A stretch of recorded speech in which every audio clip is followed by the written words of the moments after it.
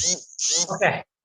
Viewers, thanks for tuning into this edition of The Talking Point. I'm your host, Neeraj Shah, and we are in conversation today with Jinesh Gopani of Axis AMC. Jinesh, so good having you. Thanks so much for joining in. And, Thank you. it's an opportune time to have you, Jinesh, simply because so much has happened. We've had what is arguably a fantastic quarter 3 earnings season. There are some conversations around rising yields in the US and what that could do to risk aversion or otherwise and liquidity thereof.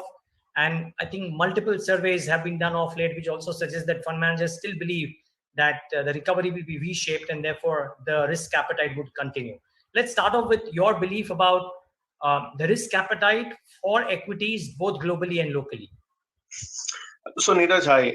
You are absolutely right that there are concerns around US 10-year GSEC now moving towards 1.35 odd levels. And if it inches further higher, along with, let's say, if the DXY also starts moving up, then there would be a concern of reversal of flows, which might come. I don't know how it will happen, when it will happen, and but obviously the US economy, the numbers are looking up pretty good after the stimulus packages announced. However, in March also they are now looking at one more big dose of stimulus. So it is very tricky. Next, let's say 15 to 25 days is going to be very tricky. If let's say the DXY holds on to these levels and moves down, then I think that reversal might not come. But if there is a sharp spike in both yields and the DXY, then I think you will have a knee-jerk reaction. And normally, if you see the history, March has always been like this. Something or the other as an event keeps on impacting the global markets. So we have to be cautious, I would say. And from India point of view also, after a stellar run before the budget and at the same time after the budget, you had that good run of I think 12 odd percent now from the day of the budget, and you had close to 20,000 crores of FII investment already coming into India. So I think to that extent you need to be a bit cautious on the near term side. But as you rightly said, the Q2, Q3 numbers have been much better than the expectation. As the COVID crisis came down, I think recovery of the economy was pretty sharp, and it was much better than anyone's estimates. And hence, if you really see, the Q3 numbers have been also better than the consensus estimate. One thing which has happened in this entire process of last 10 months is the massive shift from unorganized to organized companies. And that is where the listed companies have done incredibly well by gaining market share, by cutting costs, improving margins, and holding on to the overall balance sheet strength. They have been able to raise capital also wherever required, and that has really helped them to really become stronger in the sectors where they are. Whereas the unorganized player, unfortunately, is in I think genuinely deep trouble, and and be it a liquidity issue, labor issue, non-availability of raw material issue, cost of raw materials going up, which is not allowing them to do good business, availability of cargoes if they are importing raw materials. So all sorts of issues have impacted the unorganized, who are more, let's say, a mid-size SMEs or a small SMEs. And the entire market share shift has moved to organized players. And hence, maybe you might say that everything is not good on the economy side if you really talk to many people. But markets are where they are because the listed players have demonstrated good ability in terms of earnings growth. So here's my question then, Jinesh. If the money is positioned for upsides, right? Can a slightly nasty surprise on yields and DXY, a factor that you spoke about, could that reverse flows one, and can that have a large impact on markets? That is part one of my question. Part two of my question is also this chatter that has started to emanate around a resurgence of cases of sorts, especially in the state that we are in, which is Maharashtra, but maybe some of the other places as well. Can that kind of hurt the largely long only positioning that almost everybody seems to be having right now? Just to answer your second question first, I think clearly we don't want second wave or a third wave kind of a situation. Hopefully, the vaccination process will get further accentuated, and we just hope that we don't get into the trouble like what happened in the developed world. When after the economy opened up, suddenly there were surge in cases. So uh, uh, it doesn't look like that we are in a very green kind of a situation, but you never know. So that is a risk you run. If there is a second wave of COVID or a third wave of COVID into major cities, then and if there are, let's say, restrictions and lockdowns which are initiated, then I think not good from the economic momentum point of view.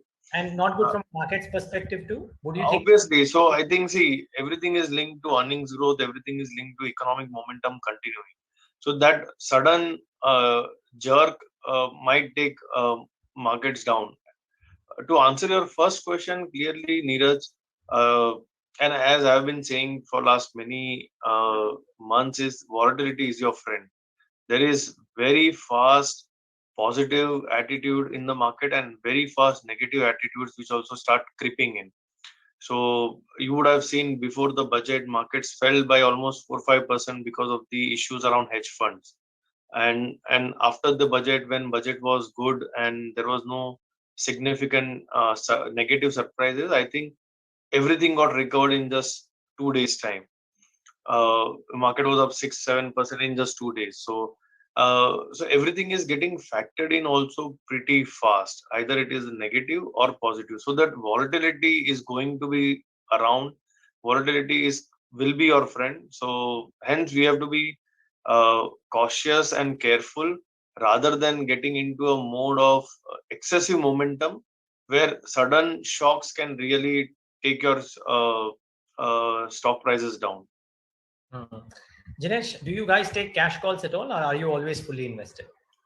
So let's say it all depends on the situation. If let's say you are staring at second wave and genuinely things are going bad, then we might get into some kind of a cash call like 4-5% something. But you're not Or cash right now. we are sitting on 1.5% cash.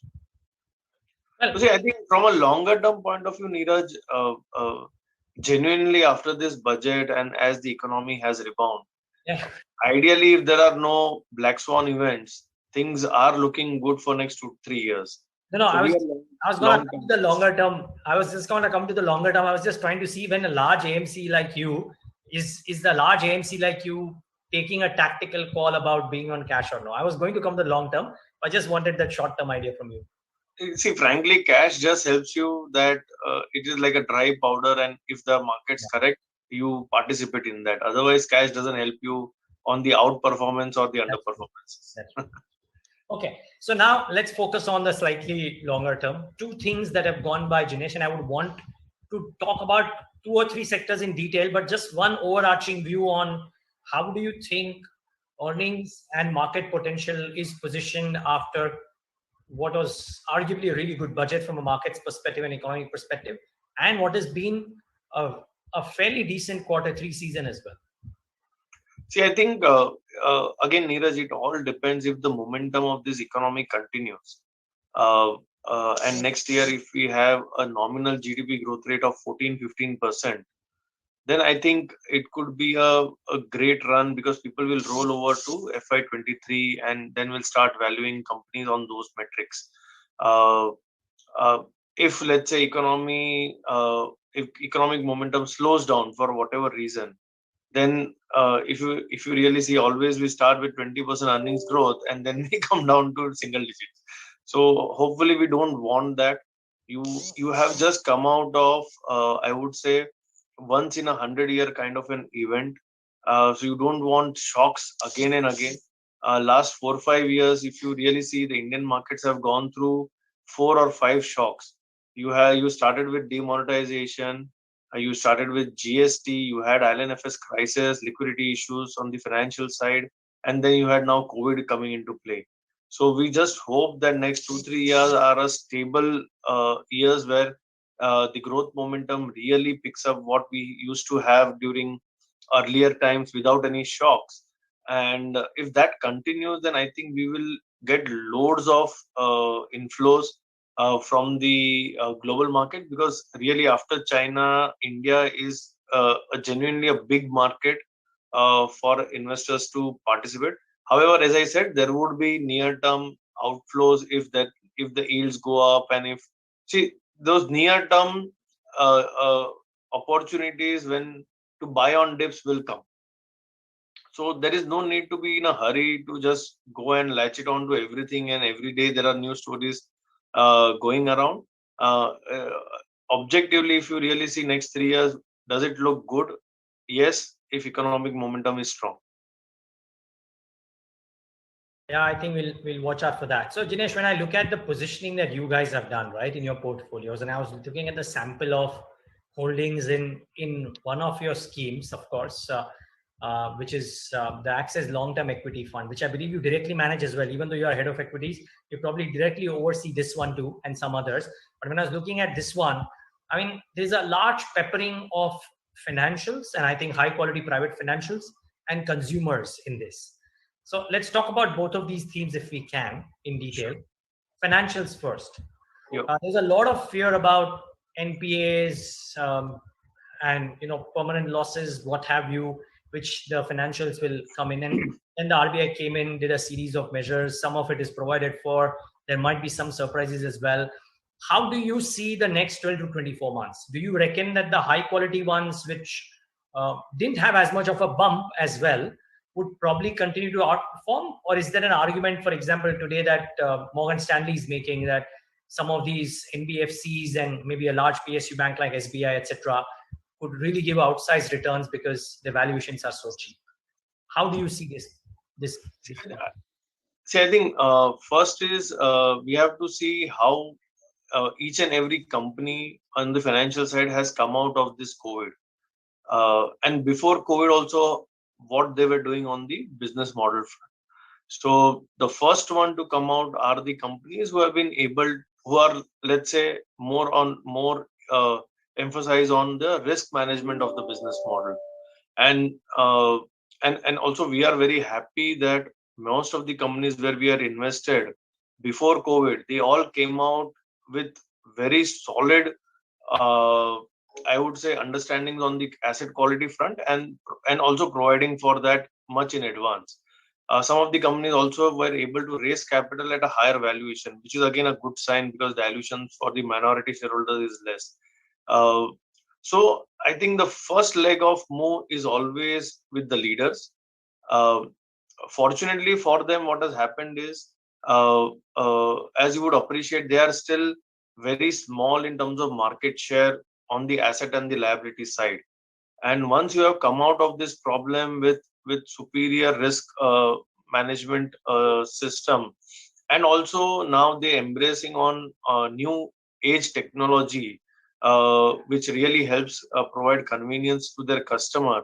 I think the market share gain story is going to be significant, and that is why the prices where they are now, because the markets understand that these guys can deliver, let's say, 2x or 3x of industry credit growth, higher than industry credit growth, and deliver on uh, high ROEs or ROAs based upon their business model. And credit cost, obviously, hopefully, if again, I should say that if there is no second wave, there are no lockdowns. That is a caveat, I would say. Economy has to run now smoothly, steadily. Then these guys will really deliver on high ROAs and ROEs. The second leg comes to some of the tier two companies who are, let's say, turning around, where there is a change in guard.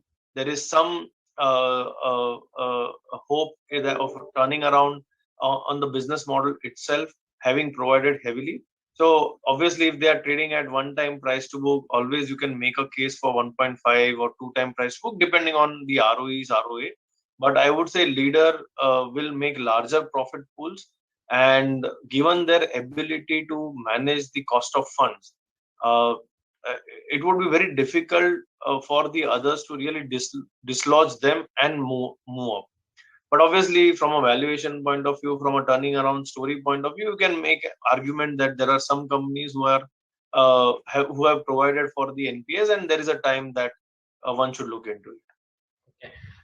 There is a counter view that some of the optimists have, Jinesh, and I wonder how would you react to it, and which is that go out for the state-owned enterprises on the financial side. One, because while they have consistently lost market share, now with a bad bank and a DFI, what the government is implying is that the wholesale lending business is being taken out from them, and they don't have to get into infrastructure loans and the tough part of the business. They get to do what the private banks were doing hitherto, and with the kind of network that they have, access to funds that they have, cost of funds that they have, they might actually be able to put up a fight, because the trust factor in these banks is certainly there in large parts of the country, and there's a valuation which is in favor of them. And therefore, if that is the story that is being sold, and if people latch on to that story, can the returns, the stock price returns of some of the state-owned banks be better than the high-quality financials over the course of the next 3 years?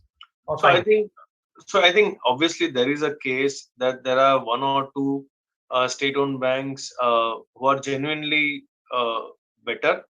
But if you really see what has happened, you leave aside. I'm not going into stock specific, but I'm just trying to say you leave aside the big PSU bank, which is best, I would say, among the lot. The rest have gone into consolidation. The rest have gone into mergers. So we'll have to really see the outcome of that, because those mergers have happened over the last 12 months only. So you don't know the real what is coming out of it. So obviously, the bad bank is a great concept. It will help declog some of the asset quality issues from these state-owned banks, and then they can focus on growth. But obviously, we'll have to see how that really pans out, and then what kind of measures they take to grow. Whether they grow, they again grow in the corporate side of the book, which is like or they go into home loan, or they go into retail.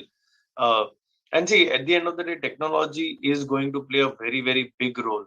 So, where I would say they are still behind. So they would really need to invest heavily. But so if you see, I'm not saying that it's a no, but obviously we also have one large public sector bank in our one of some of our portfolios. So obviously the best way to play is that entity. The rest, I think we'll have to go step by step. How fast these ARCs form, how fast they are able to change.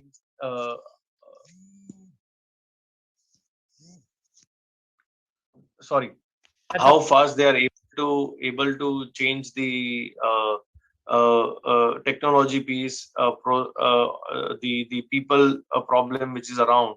So I think it is going to be a long term journey. So if you want to take a view and you are happy to sit with 2 to 3 year view, then obviously some of banks will still make sense. Got it. Viewers, please remember I think standard disclaimer. I buy at one time price to book some NBFC, tier 2 NBFC, or I buy one time price to book some public sector banks. So Yeah. it's, money is not infinite. So Yeah, that's a very, very pertinent point. And viewers, I just wanted to make a standard disclaimer. None of the things that are being discussed are recommendations of any nature whatsoever. I think Mr. Gopani is just being using them as examples to make his point and explain his point better. Which also we have to keep in mind. Also we have to keep in mind the inflation part, how the oil prices move, how the interest rate moves. So these are all consideration to be kept in mind when you are really looking at, because see, at the end of the day, if you get into trouble of inflation, then the story might reverse also pretty fast. Yeah, that's a very important point to keep in mind too. Okay.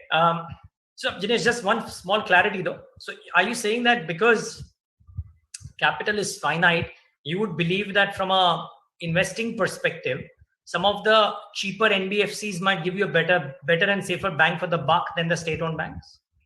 See, I think it is. I would say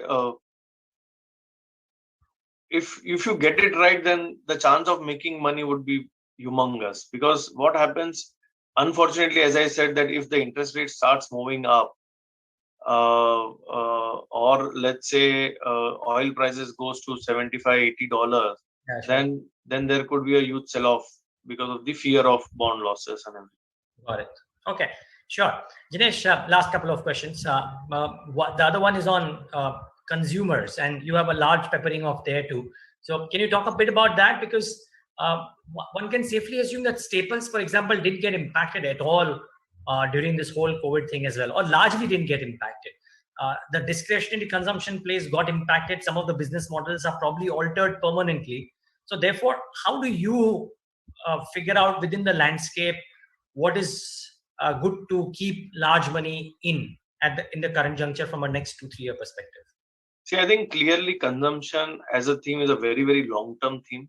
If you really see, because India is a domestic consumption-driven economy. So anything which happens for good for India, ultimately it will get into a consumption mode. Because you are whatever infrastructure spends or whatever facilitation of this infrastructure is happening is to improve life of the individual. And once your per capita income starts improving as your job growth improves, he or she will end up start consuming more. And that is the story of India, like what US was, let's say, 20 years back. So consumption is a very long-term story. Identify 2 3 good names who can stay on course, on free cash flow side, on business moat side for a longer period of time, and just sit with it with a longer term view. Because near term it might be a possibility that they might not do well, because there is a sort of a money shifting towards infra proxies, I would say. And we are also doing in some sense. So we are also trimming down some of the consumer names and pharmaceutical names, and trying to look into some of the stories which can really benefit in on the cyclical side. So be it cement sector, or be it home improvement, building improvement, or anything like that. So obviously you need to diversify some part of the portfolio, just to ensure that the way the investments will happen over next 12 to 18 month period, you don't miss out on that. So be it capital goods or something like that. But consumption as a theme, from a longer term perspective, is a very, very, I would say, stable and steady theme. Companies keep on delivering high free cash flows, and they keep on giving it to the shareholders in a big way. So you certainly should have some part of your portfolio into consumption, because we should not forget that India is all about consumption more, as compared to China, which is more about exports more. So That's true. Okay, the final question then, since you brought it up, Jinesh, just a thought on infra proxies or infrastructure, because usually while the spend on infrastructure may be high, the pure play infra creating companies don't create wealth, unfortunately. So how does one play these? I think it is tough in India to play infrastructure if you want to play as a basket in a big way, because obviously there are lot many hurdles around. And as I said, it starts from availability of land, uh, what kind of project it is coming, and how the projects will get awarded, how the funding happens to that project, and the gestation period is just too long. And also IRRs, at least what we have seen over last 10, 12 years, the IRRs are in single digits. So the best way to play, at least from our point of view, is to play infra proxies. So play it through steel, cement, or capital goods, or home improvement, or building materials. Because at the end of the day, infrastructure is a facilitator for the improvement of the society. So ultimately everyone will benefit. Obviously the time frames might be different, but at the end of the day all benefit. And if you can pick and choose some stories on the capital good side, or from the cement side, or from the steel, or from the I would say home improvement side, or building material side, I think net you can create a good portfolio over next 3 to 5 years. Okay, Jinesh, we leave it at that. Thank you so much for being with us today and giving us your thoughts. Pleasure. Thank you very much. Viewers, thanks for tuning into this show.